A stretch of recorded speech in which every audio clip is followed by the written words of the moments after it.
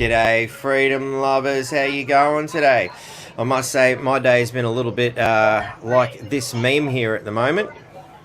Yeah, life seemed to be in ruins for a little moment there, but it's okay.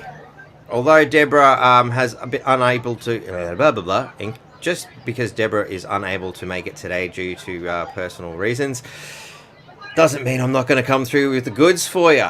I do have an awesome guest who came to my rescue at the last minute. You may recognize this amazing fella, Dennis from Awakening in Health. How are you, mate?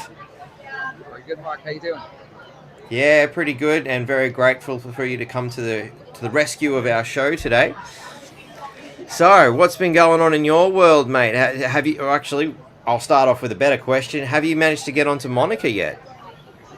Actually, I did. I left a message, but she didn't get back to me.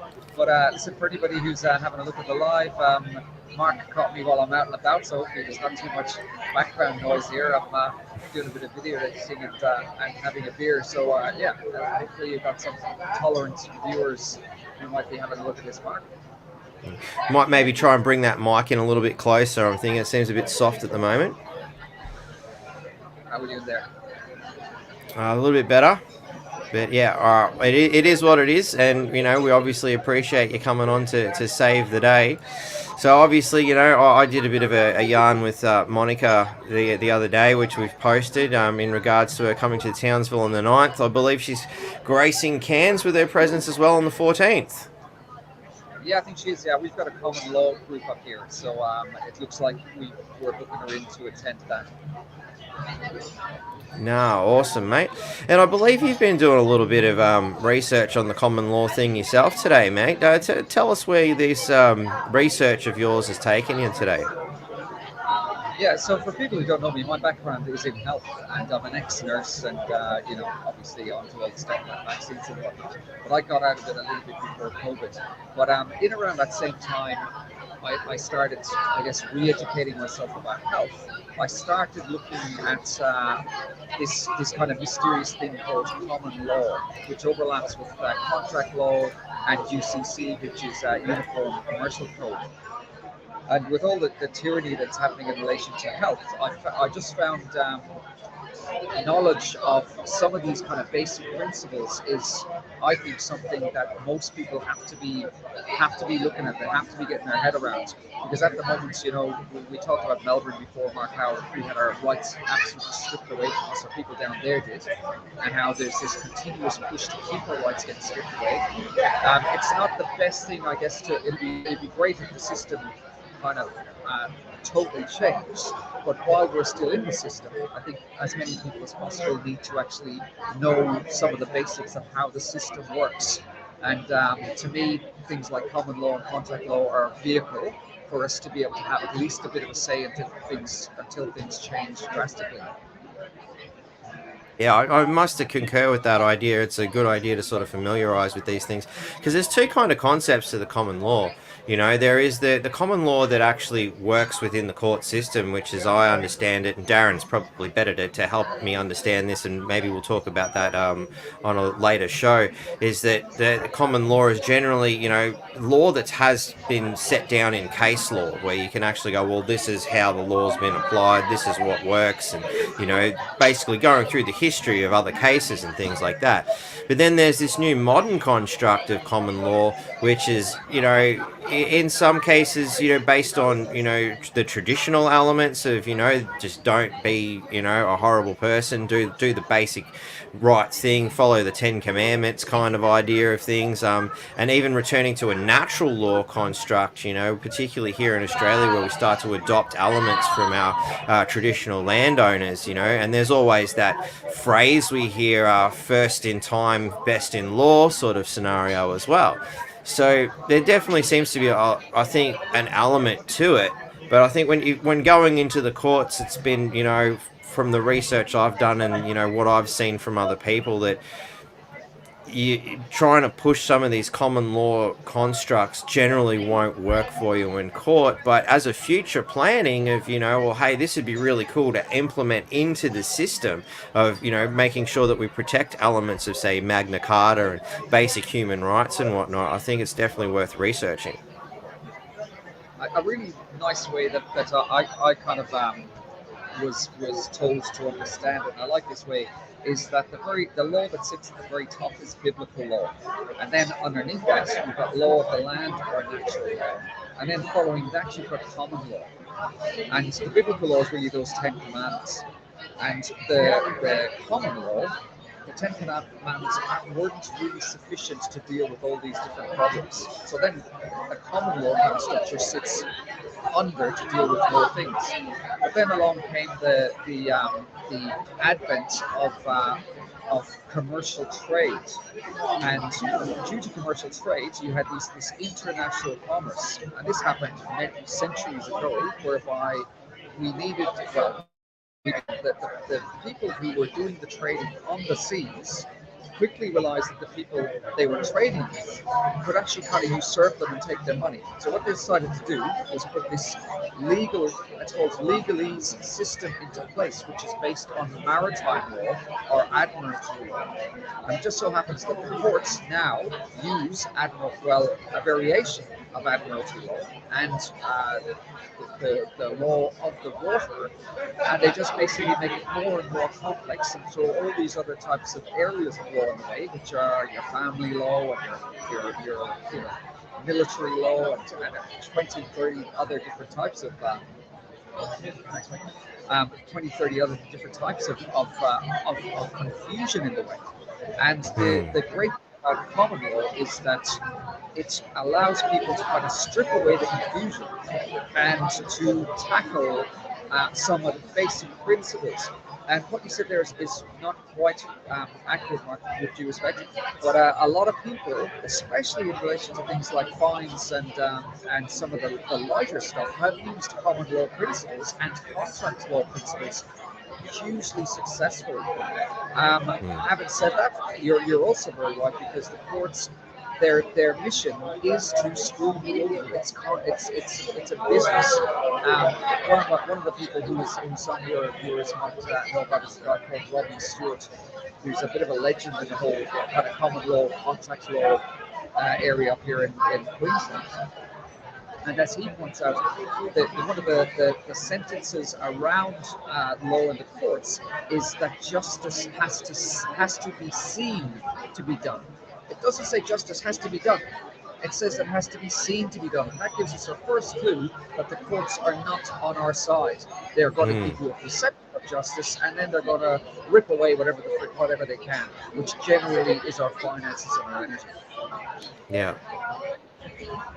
It definitely comes down to, what you do know as well, and I think when trying to apply a concept like the common law, you've really got to know your shit. You can't just walk in there with a couple of, lines and scream freedom and, hope that that'll get you through. You really need to know what you're doing. It takes a lot of time to research and learn to be able to implement it in the way that Romley does in particular, and even I think the manner in which you present yourself in a court seems to have a lot to do with it. I know, talking to Darren and having seen some of his early works, whatnot, in the courtroom, you can't walk in there, with a bad attitude, being disrespectful to anyone and everyone. You still got to play within the rules of being a civil human being when presenting these kind of concepts. 100%, Mark. And there's a few that kind of leads over to another nice discussion. So when we people, again, for me, I think the word common law can be an umbrella as opposed to specifically about common law. But what that can branch into nicely is your contract law. Contract law is based on maxims of law. So there are principles in relation to maxims of law. And when you there's a lot of different ways to tackle it. Some people have success, some don't. So you have to be really careful about who you're looking at and who you're following. Because as you said, if you're getting in there screaming and carrying the banner, you're going to end up in a mess very quickly. And this is where quite a bit of Tom Barnett does. He overlaps fairly well with Rob Stewart. And I had an interview with Seb Freeman as well. And again, he overlaps nicely with Ron. And when you look at contract law, there's some basic principles. You can consider absolutely everything as an offer, okay? Now, if you consider everything as an offer, and this is as per Rob Stewart, you accept every offer. So this means that you're not belligerent. But for example, if you were to give me an offer, Mark, and you said, "Listen, I want to buy your house for $100," and obviously my house is worth 300,000. What I'm saying is, I actually can accept your offer, but there's a but. There's always the but, and the but is there needs to be compensation. So the conversation might go a bit like this: "Hey, Mark, listen, I accept your offer of 50 grand for my house, which is worth $300,000. Oh, I think we've It lost you comes there with a for a condition second there, because if mate. I So okay, I we can were, hear you well. yeah, we were at, the offer of 50 grand or whatever it was, and then it cut out there for a second. Sorry, mate. Sure, no, all good. So again, I accept your offer, but I need compensation. So you're going to pay me $50 for my $300,000 house, but for dealing with this matter in a way that could be fraudulent, could be X, could be Y, could be Z, I would require compensation of $500,000 to complete that contract. And the idea is to use that same kind of principle in court. Hey, listen, I've got this parking fine of $70. Hey, I accept it, but there's conditions here. Was I the one in the car? What gives you the authority to give me this parking fine? And have a look at the document. It's written in capitals. Is that a real language? So you always question, you never refuse, but then you require that compensation.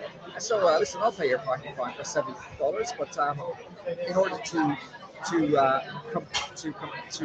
involve myself in potential fraud, I will need compensation. How does, and you're always asking, how does $1,000 sound?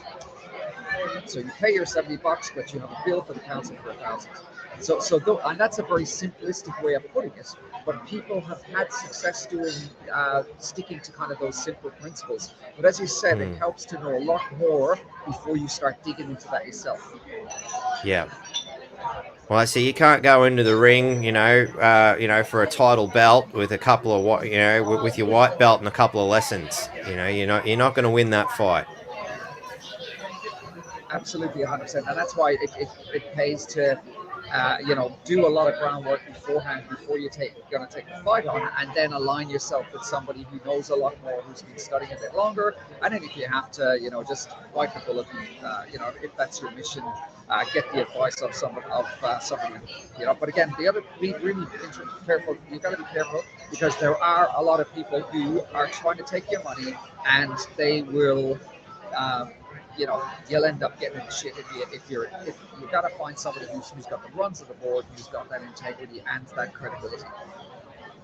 Yeah, definitely. So, I guess the best thing you can sort of, say to people who are looking for that information is to make sure whoever you're talking to can actually prove that they've come up with some wins themselves, and, when we spoke to Darren last week, he openly stated that he'd had a couple of losses, and, he had to do a bit of experimenting, trying different things before he found what worked for him. And, again, I mean, 9 times out of 10, when I hear people with the common law stories, they tend not to end too well for them. I had one gentleman call me up a little while ago and tell me how he's going to read out this big rant, and I think he got maybe 5 or 10 minutes into his rant before I'm like, whoa, I'll just stop there.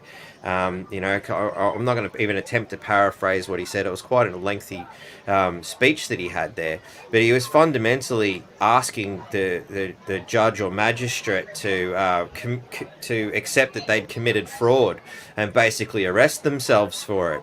And I'm like, I don't think you're going to do too well there, man. Like, how many magistrates and judges do you know that are going to go, oh, well, thanks for informing me that I've committed an act of fraud. I guess I'll just take me away. Bailiff, please come arrest me. I've done the wrong thing. I've been a naughty boy. Spank me. It's not going to happen, eh? That's right. But it's interesting. Probably some of those things that he's identified, he's saying, are probably accurate. But as you said, it's irrelevant whether it's accurate or not. And again, you got to bring yourself back to that comment. Justice has to be seen to be done. These guys specifically don't have to do justice. They just have to show that they may have done justice. So if nobody's looking, they're not going to do justice. And the other kind of powerful things that you can do or that I would suggest you kind of have as principles, is you never make a claim. If you're making a claim, you gotta back it up. So you always ask questions. If you're asking questions, you can't make a claim. Okay? And then if the other person's making a claim on you, for example, hey, listen, where is your authority from here? Is this Mm. document set up correctly? Is this dog Latin or in all capitals, or is it small? Question, question, question, question, question. Claim, no, Yeah. no, no, no, no. And that keeps you out of that again. Simplifying it can keep you out of trouble. Yeah. Definitely. Very, very wise approach, I think. But yeah, and obviously the got to know your shit. Got to spend a lot of time learning these things. So Yeah, yeah. absolutely. Yeah. So was there anything else you sort of come across in your learnings on that, or should we maybe shift topic a bit?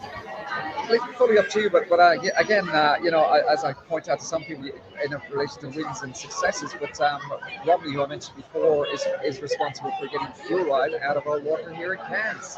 And again, it was using those very simple strategies. Can you show that it's not harmful? Can you identify somebody who will take responsibility from harm? Can you identify a witness that says it's not harmful?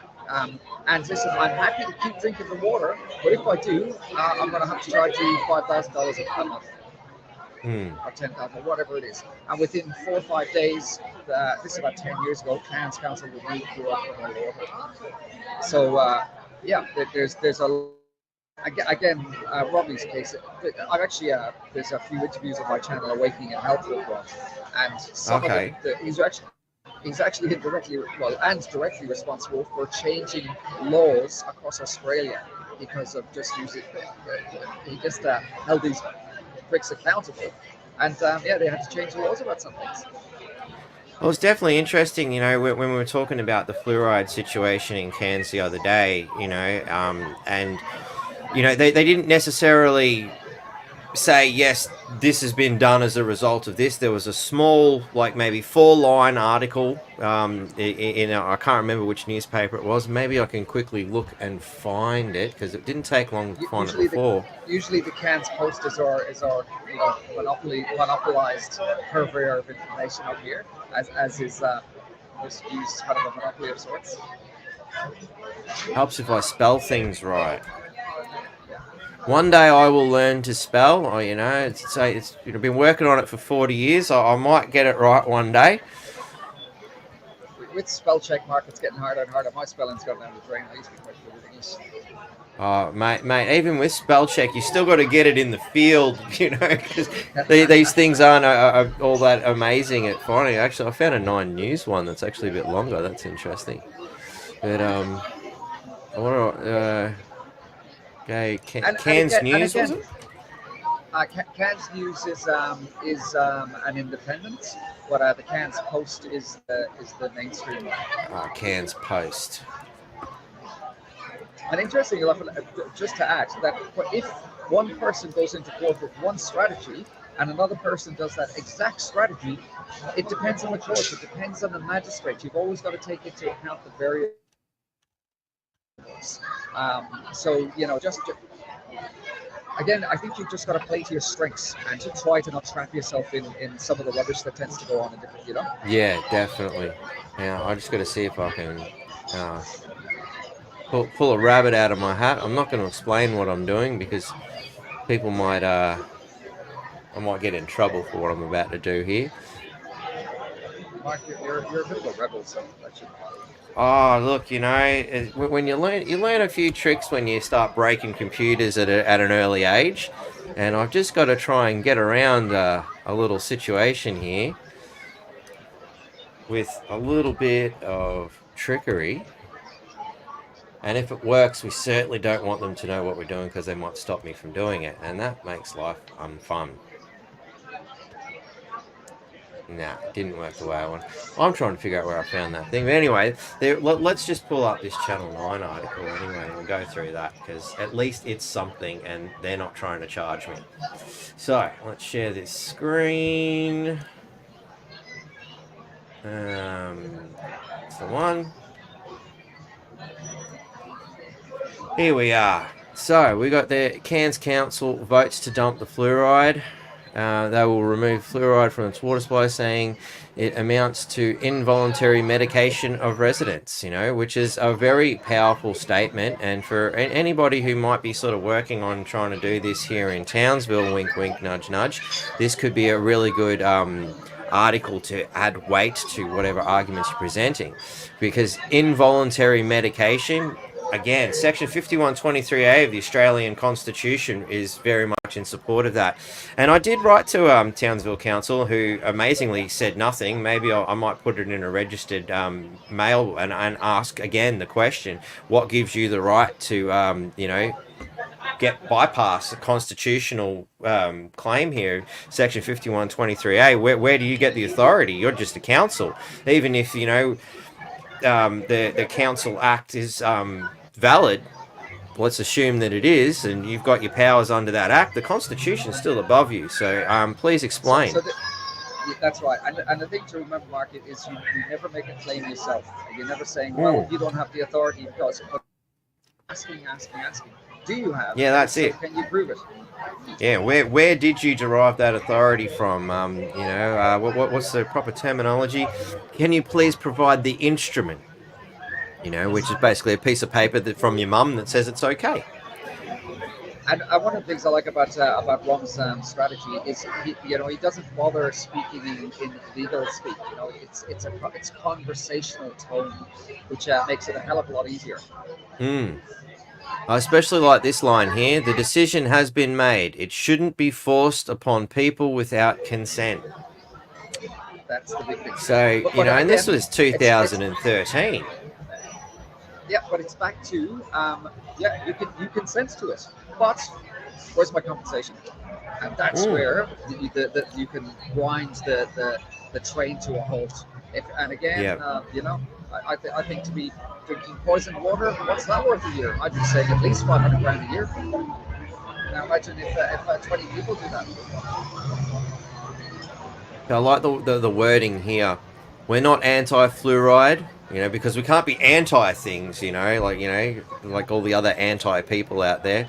And we don't subscribe to a view that there's any harm based on all the scientific studies around the world. That's an interesting statement unto itself. We don't subscribe to a view that there's any harm based on all the scientific studies around the world. So it's almost saying that there are scientific studies around the world that imply that there's some harm. Not my words, I'm just reading the ones off the screen. I don't know how you read that, but that's kind of how I'm seeing it. Ours is a political and legal stance. They always use a double speak of these bloody things, so, Oh, yeah. Now, we don't prescribe to the fact that science has said that it's harmful. Okay, cool. So, wow. Yeah, anyway. So, the Queensland government has changed the laws that that had required bigger communities to add fluoride to their water. So Queensland government's obviously washed their hands of it and said, oh, wow, we're not playing with this. We'll just leave it up to the individual councils, I'm guessing, or water suppliers there. So, I mean, it does seem like there is knowledge here that people know that it's not right. And again, I think it's a little bit more sinister. We know that fluoride has drastic effects on IQ, on intelligence. We know that it leads to calcification in some parts of your brain. We know that in World War II, in some instances, it was deliberately put into water for prisoners as a kind of form of sedation to make it more docile. Even the ways that it's actually manufactured and produced. And again, you'll have dentists kind of jumping up and down. I really don't give a shit, to be honest. But again, just because your teeth look harder, it doesn't take into account that it's the outside layer of your teeth that is harder. And yes, that's true, it is harder, but it's also more brittle. So and then you can get something else called fluoridosis, which is fluoride toxicity, which actually destroys your teeth anyway. So so many holes. You got so many holes in this fluoride narrative that it's not funny. But quite essentially, fluoride is a poison. We should not be taking poison into our system. And if you want to bloody protect your teeth, you use things like silica, and you have good food, and you look at your micronutrients. So this Mm. whole thing about fluoride is such a misnomer when it just absolutely fails to address some of the real implications of why our teeth are falling out. And I know we Yep. have a lovely conversation about a fellow called Weston A. Price, who I really hold in massive regard. He's dead now, but in and around the early 1900s, he went on this mission. He was a Canadian orthodontist, and he went on this mission to find out why people's teeth were falling out. And his work stands so solidly today. This guy, Weston A. Price, you can still get his book. And he identifies that there were a number of really severe problems in relation to people's teeth falling out. He called them the five white devils. I'm not sure if I can remember them all right now, but they were white flour, white sugar, white salt, um, and a couple of more in there as well. But again, it was processed food essentially that had all these people's teeth falling out. Yep. I mean, there are also those books, or was the book Pure White and Deadly? I think it was the book, all about sugar and how That's right. marvelous it is for the body. And there was another really cool documentary. I think you can get it on YouTube. Sugar, the Bitter Truth, I think it was called. Great documentary Which, by a fellow called Robert Lustig, is the doctor's yeah, name, who's still doing fantastic work today. But absolutely, that documentary is right up there. It talks about how people's health was absolutely compromised with the introduction of high fructose corn syrup. And yeah. yeah, great documentary to watch. Which is interesting because they call it Sugar the Bitter Truth, but it was more about the high fructose corn syrup, And Yeah, I like the way he compared it that, well, you won't give your son the can, of, your child a can of beer, but you'll give him the can of soft drink, which effectively is doing the same kind of damage, particularly in regards to things like gout, which is caused by, what was it, lactic? Was it not lactic acid? What was the acid? Uric acid. Yeah. yeah, absolutely.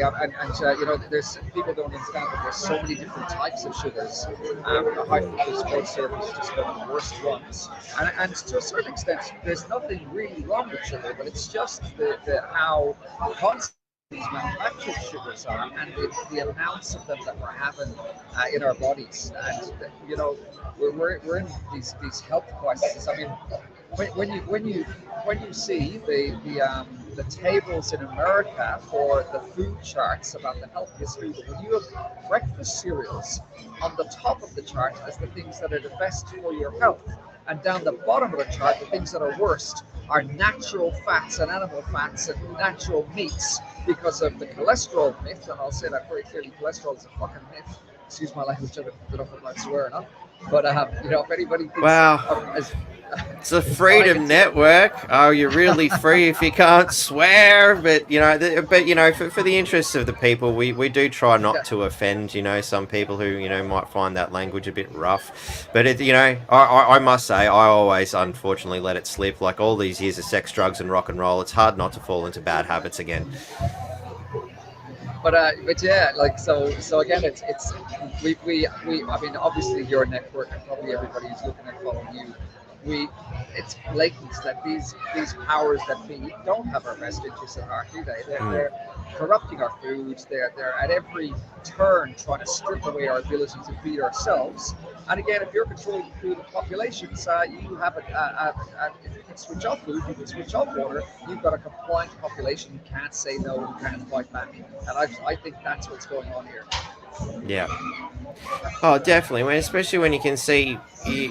I mean, how much of it's intentional and how much of it is profit driven and how much of that is just a merger of the two with a convenient outcome for both parties. I look forward to the days when we can actually go through every last scrap of paperwork from all these people involved and find out exactly who did what, how they did it, and why they did it. I think there's definitely an element of it's just pure greed. Can we get away with this? Can we market this horrific product? We just spent thousands and thousands of dollars, or millions and billions in some case, creating some of these, Franken foods and Franken pharmaceuticals, in an effort to create something. I was like, wow, it doesn't really do what we wanted it to, but can we make it sound like it does what it's supposed to do and maybe get away with it? Because we got to get that money back somehow.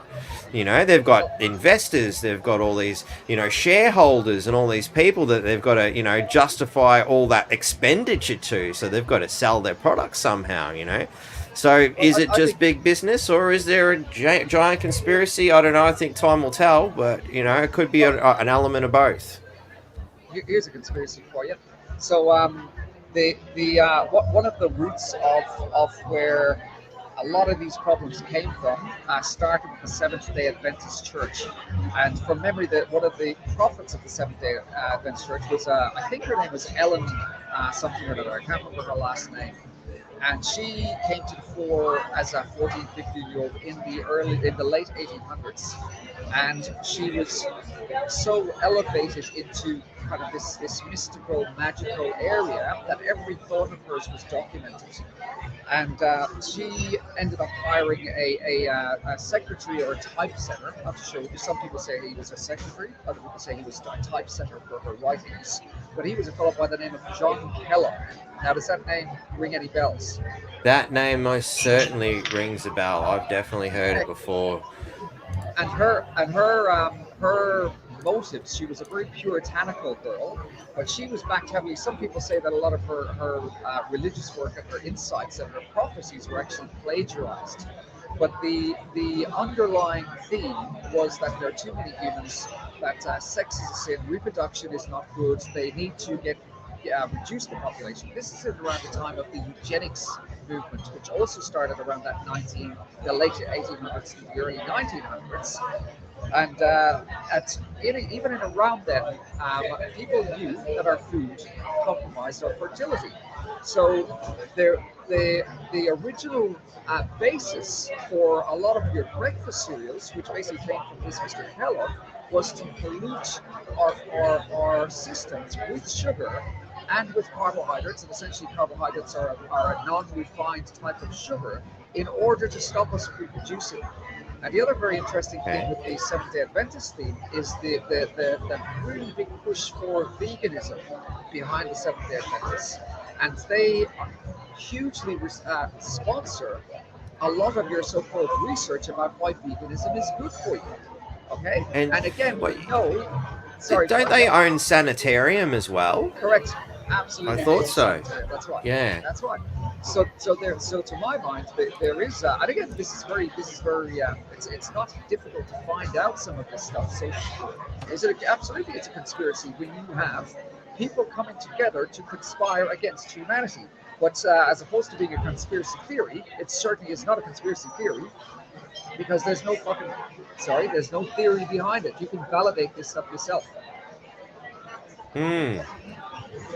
Just seeing if I can find some supporting documents. Is there an article or something you can think of at the top of your head that supports what you were saying about what was her name again? Was it Eva? Seventh Adventist. I think it was Ellen something or other. Even if you just crunched in Ellen Seventh-day Adventist and John Kellogg relationship, something like that, that'll pull up a little. There have been things. Say those names again, because my spelling's never that good. I'm walking through nice and slow. John Kellogg, Kellog. O.G. Kellogg. Yeah, Seventh-day Adventist. And I think it was Ellen was the prophet, but again, you've got me on a Friday night as a stand-in, so no, we're making it up as we go. We're doing a great job, I think. I'm ad-libbing. Yep. So yeah, it's definitely John Harvey Kellogg, 1852 to 43. Yep. Health promoter, nutritionist. Let's open that screen up. See if we can find something in there collectively. Might be a bit hard for you to read off your device, but we'll see how we go. Again, that people can reach out to me as well. Like I do speaking about this stuff. And, I usually can back up most of the things I say. Always good for people to see it. Ellen White. There you go. That's the lady's name. Ellen White was the woman's name, and that was in that screen that you just pulled up there. Oh, was it? Yeah. Oh, yep, there it is. So just about fourth line there, founders, Seventh-day Adventist. So they were the founders. There we go. So this is good for people to see how quickly we knock up a little bit of research just on things. And what was she involved in again? Just the church So or Seventh-day Adventist Church, and she was considered one of the most famous prophets of the church. And essentially, her day prophecies were all doom and prophets? gloom. Yeah. That's right. It's PH. Everybody can see how badly I can spell now. It's been exposed, and that's the benefit of a private primary school education you're seeing there. As I fumble with nearly every word and how to spell it. Doesn't matter how much you pay. It's the quality of the education seems to be just as garbage. At least it was in my case, but just never stuck in my head. There's not too many people who you have interviews with that actually fact check you as you're doing the interviews. I gotta be bloody, I gotta be friggin' prepared next time, Mark. Hey, look, we're just making sure, and the good thing, I'm pretty confident you're right. And what I'm really looking for is the supporting documentation. I'm not trying to fact check you. I trust you, man. That's maybe some of the viewers don't trust you. But it's good. So, yeah. It's good that it's good. I was proved that there Welcome is to Alan White, false prophets is the first thing we see. And that's actually the name of the website too. So clearly we have a website dedicated to, pulling this person apart. So that in itself says something. And while you're at it, And that's the first site that comes up. And there's always the Wikipedia. I like to look at it for a laugh myself. I usually don't hold much stock in what you'll find here. But just in case people don't know so much about it, that there was a very strong theme back in the early 1900s, and actually beforehand, called the eugenics movement. And the eugenics is basically a fancy term, genetics being used to cull populations. So in other words, if you're not the right skin color, if you're not the right the intelligence level, if you have some sort of something genetically wrong with you, and there was a very you can actually chase or trace some of this stuff about the genetics movement back to the ancestry of Bill Gates. And his father was one of the directors or one of the high up people in something called Planned Parenthood. And Planned Parenthood morphed from the Eugenics Society. And there's a woman, I'm just trying to think of her name now, that escapes me, who was put on a pedestal. You've even got Hillary Clinton praising her, and she was writing these letters. Margaret Sanger was her name. She was writing these letters to her different colleagues, say along the lines of, in the 1920s and 30s, if the black people ever find out we are going to kill them all and we want them off the face of the earth, there'll be an uprising so big it's got to be terrifying for everybody. So we got to keep this a secret. And this is the foundation of Planned Parenthood, who, incidentally, are doing all the bloody abortions. So, put two and two together, make four, make six, whatever you want. Yeah, and you got to wonder how much of it's just aimed at, just the black fellas. Like, it seems to be a global, we don't care who we kill these days, like they just want to bring that population down. Like, it may have started with a specific targeting of, certain genomes and whatnot, but I don't know, my personal observation, particularly in the last few years, is they just don't seem to care now. It's like, let's kill as many as we can. And this is not a racist war, a race war. Like, they are out for you and me, Mark, as well. It's not about black versus white. It's not about yellow versus green versus pink. It's about the people pulling the strings of global control against the rest of us. And lots and lots of black people are aware of that. And lots of white people are aware of that. So, we got to be very careful about this distinction of race narrative that can be used to, perpetuate their ends. Oh, yeah. That is for sure. I'm just trying to find. There's actually a book I discovered recently that I don't know if you're aware of. I just got to try and remember the name of it. I think it's in my recently viewed on my phone, actually. Give me a second. I'll have a look at it. It actually goes into a bit of eugenics and whatnot. And it was a really good one because I was actually looking at I think it was a COVID video at the time.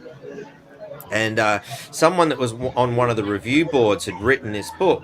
and obviously one of the lefties decided to have a go at him because apparently this book was, praised by neo Nazis or some things, and he reckoned it was completely racist and a horrible book, And old mate then comes up and says, "Well, if this Yahoo had have actually read the book, he would have realised that everything he said was utter garbage, and But again, you realize it's just they a book researching genetic development." So that pricked my ears, and of course I looked it up and found that there was definitely a lot of mixed reviews. Some people were trying to claim that it was a horrible book and whatnot. I read it and actually thought it was brilliant. I've just got to try and find it now. isn't that how they get us with ad hominem? So they if people are trying to spread the truth, that's where you get your labels. You're an anti-vaxxer, you're a racist, you're a left wing, you're a right wing, Mm-hmm. you're a friggin', I don't know, misogynistic, you're anti, I don't know, whatever the hell it is. But that's a really classic tactic, and the more Yeah, people who just go, no, I'm not having it, the better. We need to be standing in our truth, and standing strong, and not letting these manipulations throw us off being trying to do better for humanity. exactly, man. Exactly. It's And again, that's why I like talking to yourself, Mark. You've kind of done something similar to me. You've basically, thrown in a lot of your old life to venture out into this new one, which is to try and deliver truth to people. And again, yeah. yeah, Yeah, you see things that don't add up, and the only yeah. logical conclusion is to figure out, well, why does this not add up? Ah, here I found it. A Troublesome Inheritance by Nicholas Wade. That's Have ringing you a heard of bell. that I one? haven't read it. I think I may have heard of it, but I haven't read it. But that's interesting that you say it's really good. I might have to give it up. Yeah, I'll fling you a copy, dude, because Awesome. I believe it's available on archive.org, which is where I acquired a copy of it. Yeah. But mention that nice and clearly again, because if anybody listening wants to have a look at it, do a synopsis. Yeah, well, I was just gonna bring up my the book itself so people can see the title of it. As soon as I figure out what I've done here. Well, here's a JPEG of the thing itself. So I will just quickly share this screen now. As soon as I hit the right button, I'm going to stop sharing that one first.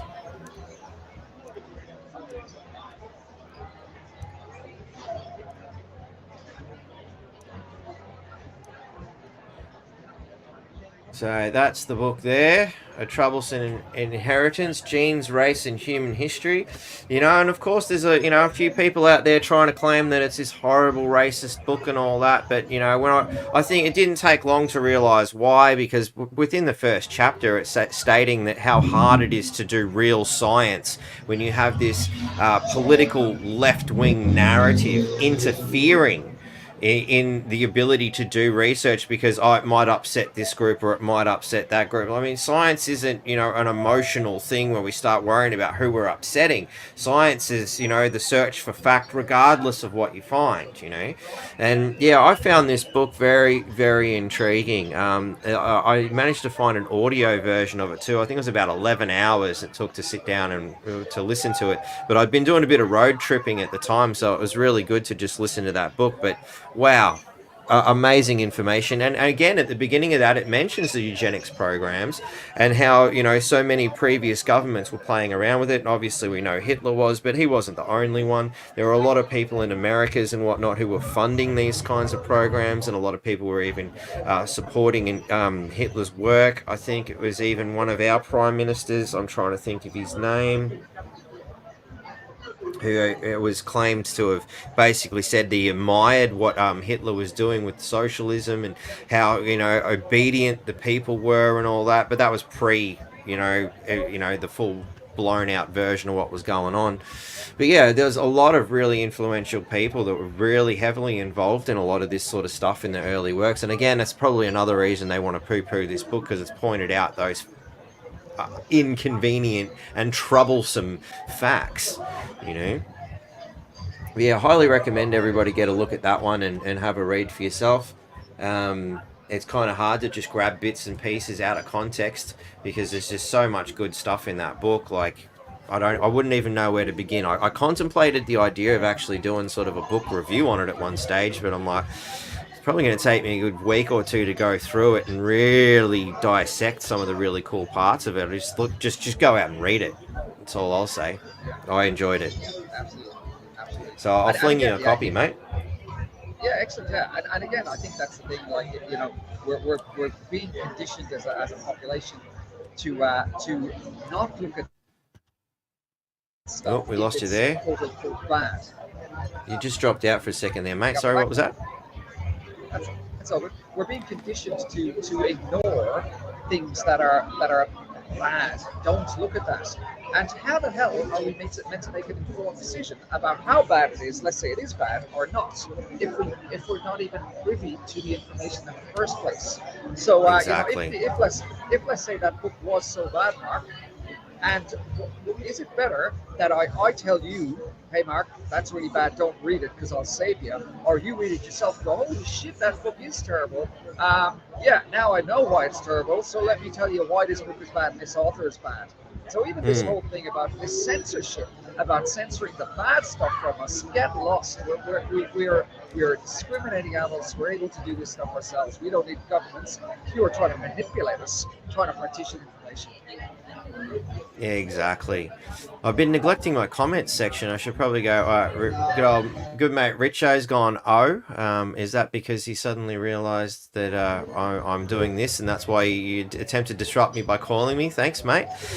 It shouldn't be forced upon people without consent. I'm guessing that's going back to the fluoride thing because that was about 20 minutes to half an hour ago. Uh, Another one from good old mate Richo. Stalin was the first to use, again, fluoride, I'm guessing we're talking about here. Dig the grave with your mouth. Yes, that's the book. Good old Codex Alimentarius. We had a bit of a yarn about that in one of our previous podcasts. If people don't know about that, I definitely recommend you have a look at it. Yeah, if you think the Australian government is looking after your food and drugs and how it's being administered, you're wrong. It's actually Codex Alimentarius, which was a UN body that has infiltrated that element of our lives. And I can tell you from my personal observation that a hell of a lot more strange things started happening with our food in 2010. So keep an eye on that one. Wow, that's a very, very stunning. Man, dude, if it was up to me, I'd grab every piece of paperwork and burn it because I hate the stuff. Yep, I can't agree more in a sense that, well, I don't know. That's almost a topic into itself. And thank you. Love you too, mate. Yep, Alan White. We did discover that one. We got there in the end. I'm stuck in either rational or irrelevant. Yeah, opinion. I'll give you that one. Fling me a copy, no worries. I can easily do that. Drop us an email, or if I can't remember if I got you on Telegram or not, buddy. But yeah, just shoot me an email or whatnot, and I'll fling you a copy too, mate. Too easy. It's a great read. Published by Order of the Penguin Books. Well, I'm not familiar with that one. If you want to drop me a link in there somewhere supporting that claim there, buddy, I'm happy to bring it up on the screen and let's analyze it. Yep, no worries, definitely. Alright, cool. So we got through all the comments. I'm sorry, guys, it took me a long time to go on that. We were just having such a good yarn, I forgot all about the fact that there was other people listening. Sorry. But nah, this has been a good one. How's your battery power going there, buddy? It's Yeah, not too bad. Yeah, I'm about 18%, so I'll get you up to your hour, and hopefully I've got you out of trouble. Yeah, nah, certainly. It's been a huge help coming into the save here, and that conversation's just gone on so many levels, and brought up a few things that I've wanted to talk about for a while there too, which is good. You know, like particularly that Troubles and Inheritance book. I just I so enjoyed that one. I Really think good. it's interesting. I started out as Awakening in Health, talking about health, depression, anxiety, but there's so many other things involved in that health paradigm. The attacks on food, the attacks on our mental health by politics, by governments. So by default, in order to work out why our health is being compromised, you have to have a very good, sound understanding of some of the historic elements that led up to why our health is being compromised.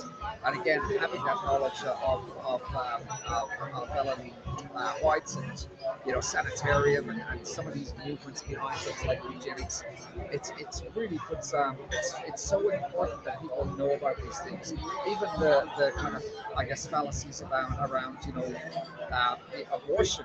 And in America now they're trying to get legislation to have post-term abortions up to 12 months. So you're talking about they want to try and call killing a 1-year-old baby 1 year old, they want to call it an abortion. So this is the kind of evil we're dealing with. I mean, Yeah. that's a whole other rant I can go on with about the selling of body parts with these late-term abortions. It is absolutely horrendous. I think there's a spiritual battle on it. There has to be, because I can't justify that level of evil in any other way. I mean, as I understand, there are definitely obviously economic gains to those body parts and bits and pieces, and things that can be done for research purposes. And I don't know how well people are versed in their history of how modern medicine sort of come to be, but they used to roll the old dead bodies through tunnels and bottles of big barrels of rum and stuff. Like a lot of the grave digging and ghoulish sort of behavior was coming from early medical students, because it was against the religious practices. At least that's what I remember being told in as a young fella. So that'll be something to have a look at. Absolutely, yeah. And even how again, we mentioned it last time, was even Flexor reports about how it just established I was having a laugh at your comments there, Mark. How the Flexor reports basically pilloried and ruled out so many great forms of medicine to bring in the hack and slash method that we have today, which is rip parts of people out, and friggin' poison the hell out of people with medications. Yeah. No, that's it. It's we've opened up the can on so many things there. I'm like, wow, how far down this rabbit hole do we want to go? Be careful of giving me the microphone, Mark. I might abuse the friendship if you get me on too long. So, like I said, it is the North Queensland Freedom Network. We want to be free, but at the same time, I don't want to be banned from YouTube. So, I mean, like this lovely fella here is, dropping comments here. Without YouTube, he wouldn't be able to do that. Say Facebook might be next. But at least Richo's getting a good laugh out of all this too. Maybe we might do a Rumble only where there's no holds barred. I don't know. What do people think of that idea? Actually, I should probably check what's going on at Rumble, because that's on a separate comment structure. I'm really looking forward to when StreamYard does this. And yeah, sorry, I'm not going to drop the comments with the C-bomb in it, guys. Not, we are trying to be somewhat respectful to those who might be offended by these things. But, maybe we will do a no holds barred. We're going to just let it all fly. I'll grab a bottle of rum and you can watch me lose my mind at the same time as we do that. But for now, we're going to try and keep somewhat family friendly, at least to a degree. Back, by the way, Mark, to protect your channel. Sorry? I haven't even started. I said I am actually holding back to protect your YouTube channel. I haven't even started yet. Oh, thanks, man. I appreciate that, because yeah, I remember when we had that chat at Apocalypso, man. We were throwing out some really out there concepts and ideas that would definitely bend some people's minds. Yeah. So, and no, it's all right. Apology accepted, brother. I'm just trying to be a little bit respectful of some people who might not find it. I know there's a wide array of viewers out there, and I don't. People are coming to find out knowledge, and we don't want to upset people if we can avoid it. It's bad enough they're watching some guy in a Metallica t-shirt. who was so busy thinking about getting a guest that he didn't even think about what he was wearing today. But you know, who cares if you're offended by my Metallica t-shirt and you really are watching the wrong channel. I'm trying to decipher my accent at the same time. The poor old viewers are up against it, right? Say again, sorry. I said I'm trying to decipher my accent at the same time. The poor old viewers are up against it, right? Yeah, wow. It's a multicultural society these days. We've got to deal with these things. At least it's not too thick. I remember once upon a time, you know, when I was playing in this band, you know, with my good friend brother Richo helping us set up gigs and whatnot, and you know, we were, I think, probably about 2 or 3 in the morning, long past the show, and we're all doing this kind of thing. And I ended up having a yarn with this Irish fella who obviously, you know, had a much thicker accent than yours. And we were both kind of going, "What'd you say? Huh? What?" And we were both kind of getting shitty at each other by the end of it because we were just so pissed, and you know, that wasn't helping the accent element to it. But yeah, you nice dude, we got along. But by the end of it, it was just like, yeah, this is too hard, basket. The accent's not helping with the piss, man. Then we better call it a night. Good on you, Stephen. Appreciate it, mate. We might have to wrap it up on my side. My battery is kind of giving me a few warnings. Nah, you're good, mate. Thanks heaps for coming on the show, man. We've made it pretty much to the hour. I will finish off with you know, our good old fail of the week for those who haven't seen it. Good old Mr. Aaron Harper. But yeah, thanks heaps, man, and we'll catch up, and we'll have to book in for a no holds barred Rumble session. And we might advertise it for a good week of the, you know, this is not for the faint of heart. This is we are going to explore the weirdest, wackiest, most effed up things, and we're going to let every effing C and bombing thing going. So. And give me a follow, anybody on Awakening in Health. I'm on Telegram and BitChute. I'm Shadowband and YouTube. That's fine. But, yeah, well, I've got the links in the description too of your website there. So if anybody's looking for our good friend Dennis's work here, just have a look in the description. You will find a link to his website and his various other things. And that show we recorded for radio, is that on this Monday? Yep. So I'm literally just editing that now. That's what I was doing. So yeah. So I should have that. I've got 2 in the can. And if it doesn't go this Monday, it'll go the next Monday. But I should be able to knock that out over the weekend. But yeah, audio sounded really good. It's actually quite a good show, I think.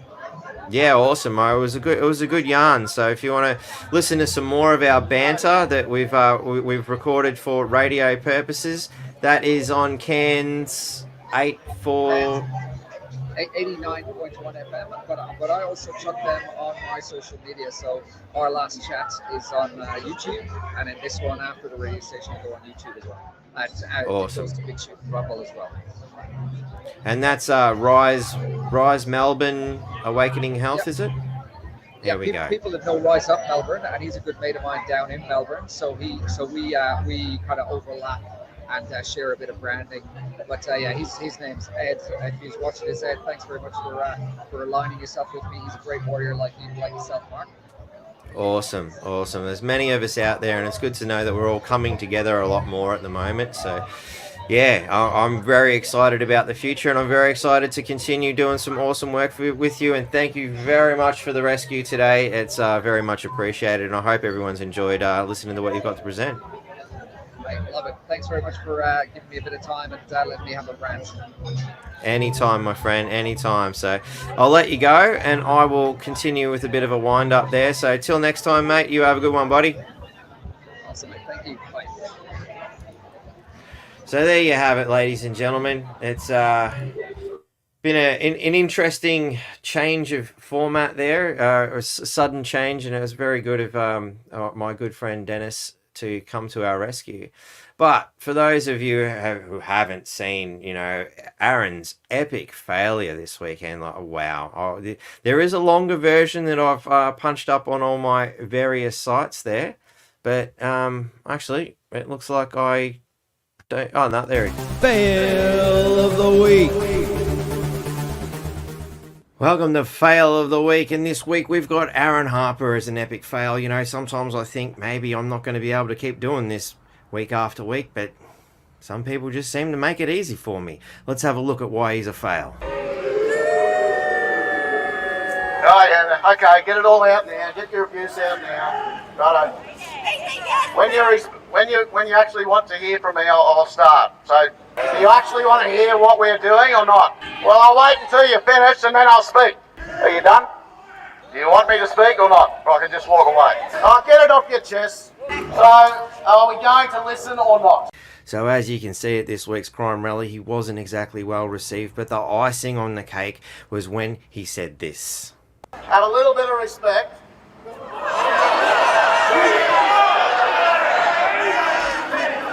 Well, you called me here, so I'm either going to bloody speak or I'm not. Yes, no? I bet you if I walked around, half of you are bloody LNP anyway. I'll rent a crowd. As you can see, it's not exactly the nicest way to treat people who are victims of crime and are definitely concerned and are asking to be heard. You seem to have failed on that element because you just keep asking people, will you listen to me? I think we're done listening to you. Maybe you need to listen to the people. Here's some people you didn't listen to that emphasise the point. I and my daughter were a victim of crime. My daughter's car was stolen back in 2013, so that's 10 years ago. In all these years, nothing's changed. Nobody's listened. But I'm trying to get appointments to see these pollies. They refuse to see you. They don't want to hear what you're saying. Tell us about what you've been seeing on your security cameras. Since the juvenile residential homes have infected Annandale, as multiple ones of them, crime has gone through the roof. These kids dance in front of our cameras on the street. They line up 4 stolen cars in a row because they know we've got cameras. Have you taken any of this up with Les Walker?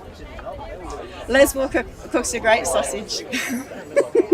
We went home and still don't feel safe in our homes.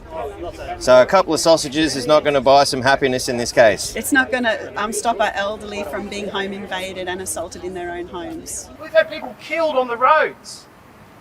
We've got a young bloke who's had a compound fracture because they used a vehicle to knock him off his bike.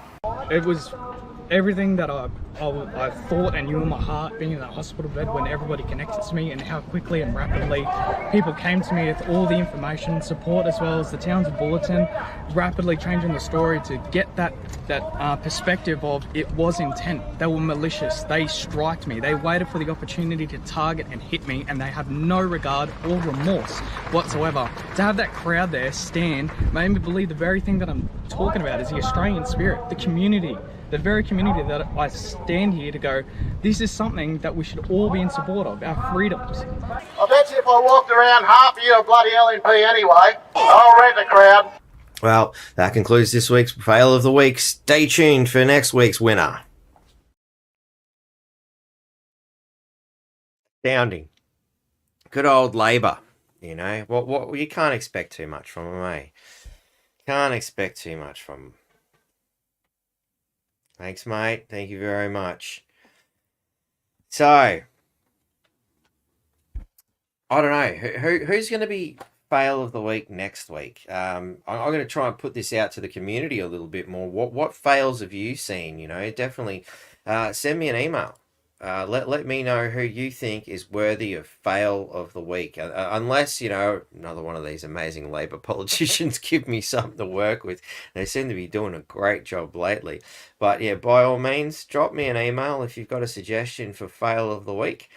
Yeah, final question too, you know, am I Mark or am I Batty? Like, I mean, I'm feeling a bit more Batty lately, you know, with the, you know, the old blast from the past. And even though I come to Townsville with the intention of kind of, you know, mellowing out and just leaving the whole look at me do things on the internet and rock stardom and all that. No, here I am nestling back into, you know, the limelight in a sense, mostly because the government just really pissed me off. And the media also really pissed me off. I you know, to give it that heavy metal thing, I remember watching Max Cavalera from the band Sepultura, you know, describing you know, how he wrote the album Chaos AD, And he's like, I just picked up my guitar and I used it like a machine gun to just point it at everything that pissed me off, and that's kind of what I'm doing at the moment, and there's just so many reasons I think to be frustrated and annoyed with the world. And I'm feeling that a lot of my viewers here are on par with that. And of course you can't go past the old Peace Sells, but Who's Buying, Richo. I wholeheartedly agree. That was an absolutely epic album. For those of you who are not Megadeth fans, well, I don't know what's wrong with you. You should be a Megadeth fan because they are awesome. You can't go wrong with a band called Megadeth. Like, come on. Doesn't that just inspire? I want to hear this from you. But look at this artwork too. Let's have a look. For those of you who are not heavy metal fans, and here's an idea that I've been throwing around a little bit too, is do people want to hear my tales of heavy metal? And the amazing messages I got from albums such as Peace Sells, but Who's Buying? I think Carcass, another really inspirational name there that I learnt a lot from. But yeah, look at that artwork. Brilliant. Peace Sells, but Who's Buying? For sale. It was actually, if I continued with Bogan Nation, I was going to actually do an homage to this album cover, but it was going to be Australia, with a big for sale sign in the middle of it, because we seem to have sold out just about everything from, Holden to Ford to various other elements. Do we own anything anymore? I mean, is there a part of this place that we're not going to sell out? Pet Cemetery? That's a movie I know of. Pet Crematory? I don't know. I'm not sure where you're going there, buddy. Sorry, mate. Iced Earth, yep, not a bad band. The UN in the background, and plus, there's another great Megadeth album, Richo, The United Abominations. There was some really good facts in that one about how the UN are very unhelpful. Yep, can't go past Metallica's Sanitarium. Great song, great song. We feel like we're living in a sanitarium these days, guys. We really do. It's yeah. But yeah, I don't know. Is that something that is appealing to people? The idea of me sitting down and going, hey, well, I listened to this song and I was about this age and this really grabbed me. I'm definitely feeling I want to do something about Carcass. Particularly their little I don't know what you call it. It's not real. Kind of like a live with a few B-sides on it, Wake Up and Smell the Carcass, I mean, it's just a brilliant title, but the cover, whoa, mind-blowing. And it's that'll definitely be don't look at this screen if you have a weak stomach, because that album cover is, it's a bit rough around the edges. The band's called Carcass, so use your imagination. If your dad doesn't have a beard, you've got two mums. There's a cool story. Great band, The Beards. If you haven't heard The Beards, you should definitely support Australian rock and roll and have a look at The Beards. Just type it into YouTube and actually look up that song. It's bloody awesome. Obviously, being a bearded man, I was quite proud to play that song to my children and let them know that their dad was definitely a dad. It's your dad has a beard, so you don't have two mums. It's okay. So young Zach, who's now 16 years old, goes to not primary school, it was kindergarten. I think it was it was kindergarten. So he would have been about 4 at the time. He comes home this one day and he tells me this story about how this kid was, giving him curry because, oh, your dad's got a beard. And, because I'd educated him with proper music, he turned around to this kid quite swiftly and said, well, if your dad doesn't have a beard, you've got two mums, which just, put the carrot in that guy's cake, that's for sure. So that kid got rapidly silenced by amazing lyrics from a song. So the power of music, boys and girls, what can I say? Ladies and gents, blokes and Sheilas. What can I say? Sips. So I don't know, maybe I'll do a rant one day. I'll pull out some album covers and we'll have a yarn. But until then, I think we might have to call it a day. It's been an hour and 10 minutes of having a yarn with you people, and I thank you all very much for watching. I hope you've enjoyed my impromptu, very random, let's just have a yarn, and big thanks to Dennis for helping us out. That was really awesome. I definitely recommend checking out his work. There's another man who's done some great research. You know, I only just recently met him thanks to the Apocalypso festival that we all frequented. But wow, what a great bloke, and I look forward to doing even more videos and work with him. But until next time, stay free. Thank you very much. And oh, you know what? I forgot to do my little sales pitchy thing. You know, you got to check out my link tree and go look at all my other websites. Hey, particularly if you're on Twitter, you know, and Elon is not paying me to say this, but I'm actually really getting a lot more out of the old X/Twitter than I ever thought I would. You know, I stayed away from that program, that site, just because I knew it was just a leftist soundboard, and I'm like, I'm not interested. But now that he's opened up free speech, it's a really great place to have a discussion. And I'm finding that, you know, the lefties, they have a go and they try to, you know, throw their insults, but whenever you actually present an argument of fact right back at them, the birds are chirping, the crickets are creaking and doing their things, they got nothing. And you know, obviously that's why they need to shut it. You know, they needed to shut dissenters down, is because they had no argument, and they're getting crushed. Something fierce. It's great to see, and not to mention, you know, the likes and the views and the subscribes are just coming in from, you know, that platform so quickly. To have gotten 30,000 views on, you know, our Indigenous Voice to Parliament video versus the 10,000 across every other platform really showed me just how much you know, that conservative and free voice, if you've got something decent to say, really just does seem to get out there on the old artist formerly known as Twitter at the moment. Of course, we've also, speaking of that video, the Indigenous doco is still in the works. If you can afford a few bucks to fund me while I sit here and spend tireless hours putting that together, that'd be awesome.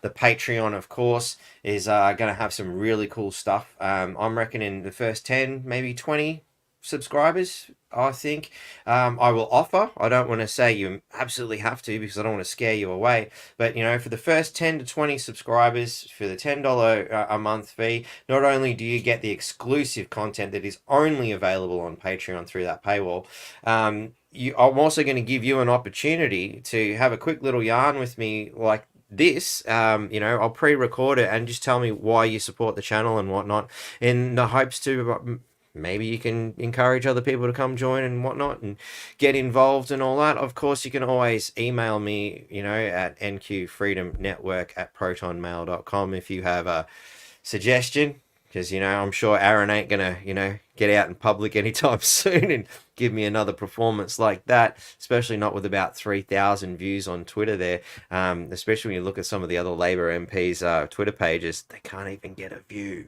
Not one. Good old Les, welcome to you. You might be round 2 for fail of the week, just because you can't get a view on your own Twitter, on the Twitter feed, you know. Anyway, all is said and done. I'd really appreciate if people can afford to stop my daughter from eating Texters. You know, we need to get some food into this poor girl's belly. So if you've got a few bucks, it'd definitely go a long way to helping feed this poor, starving little girl who's been forced to eat Texters. So, with all that said and done, stay free. Thank you all very much. Until next time, I will see you then.